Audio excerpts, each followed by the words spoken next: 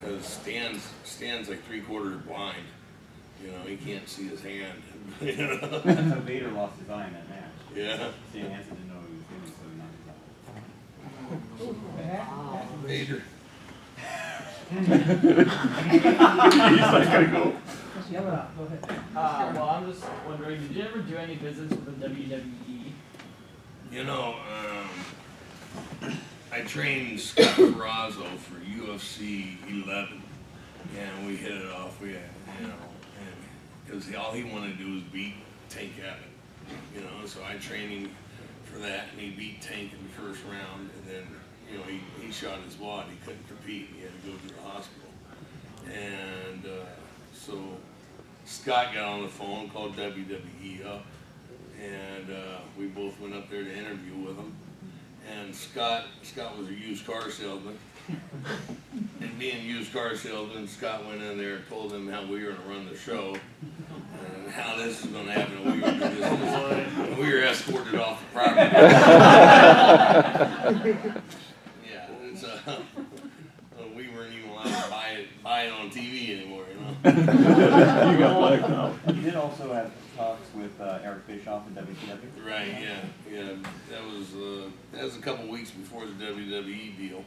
You know, they called me up, and I said, "Yeah, I'm gonna bring my younger brother." You know, and they said, "Okay." And I called.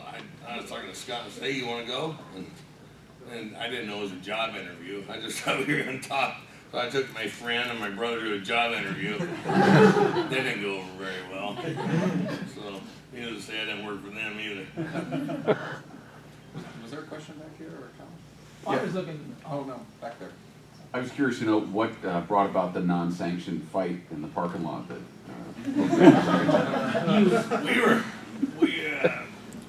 Brian Johnson and I, we were at a bar. And that's how they all start, huh? That's how they start. It was, like I said, about a year to the day, and snowing real hard there.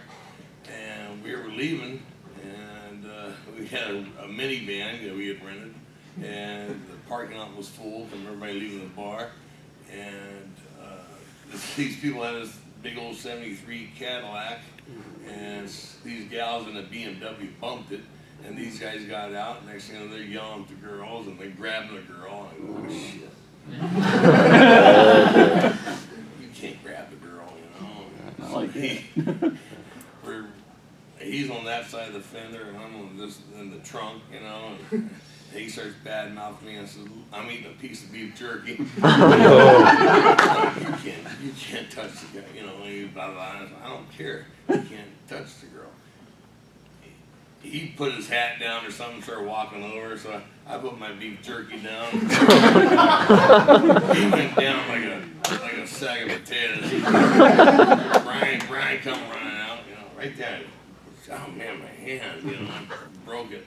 And Brian said, "You better get out of here before the cops come." Brian scoops this guy up, shoves him back in this Cadillac, you know, just blood all over his face. And the guy says, "What happened?" Brian said, "You don't know?" The guy said, "No." He says, "Man, that chick knocked you out."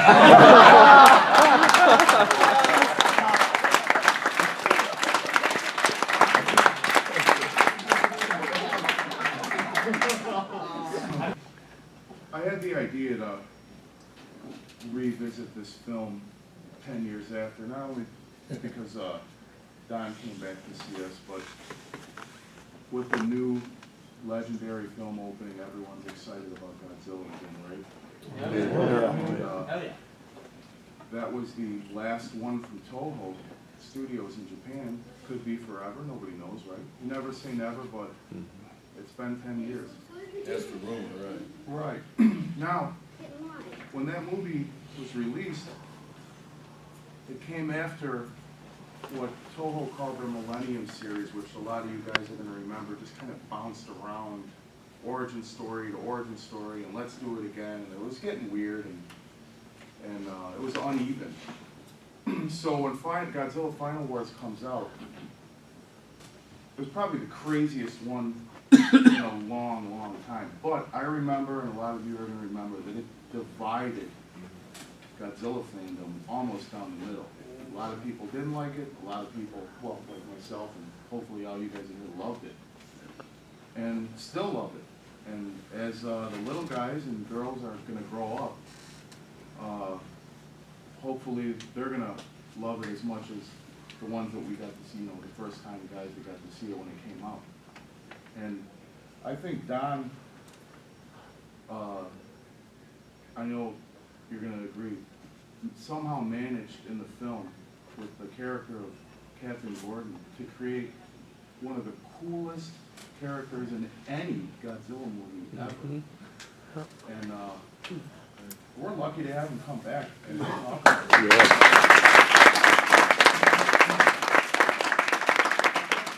I'd like to just start out by asking him, because I'm late to my own show. Don, do you remember how you got cast in the first place? Yeah, like I said, Ruhei was a fan of mine. And he looked for me for 3 or 4 or 6 months, and finally chased me down. And I think, heck, it might have been the locker room after a wrestling match. Somebody came up to me, envelope and a request. And that's, that's damn good luck, dumb luck, What were your thoughts and feelings about someone asking you to be in a monster movie to begin with?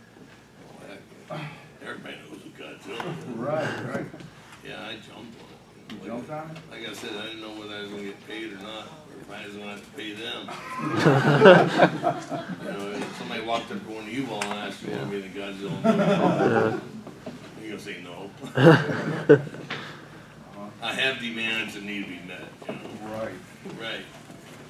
So, I guess I would just ask you now, a decade later, do you like every once in a while just throw it in and still have fun with it? Or is that a big thing at your house? How does this work? No, what happened? Captain Gordon. About 7 or 8 years ago, I had an actor and a movie producer come out to the house trying to talk me into another movie. And, the kids, little rugrats. And I says, oh, you want to see Final Wars? The girl says, oh, we don't want to see that stinky movie. Oh, man. I think the girls and my wife were put on this planet to keep me humble. Right. So I guess that's a no every once in a while. Maybe you can sneak it by yourself and see how you did, or that's not how actors really do it. I'm not really sure. I'll watch a movie, one of my movies, just like I watch one of my fights. Oh, okay. Yeah, I'm the harshest critic. Right.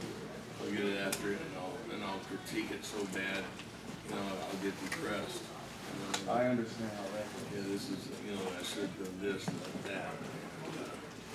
It's pretty depressing after I'm done. Well, on the flip side of that, any one of us, at least I know at this table, when we put it in, we don't get depressed. We still love it.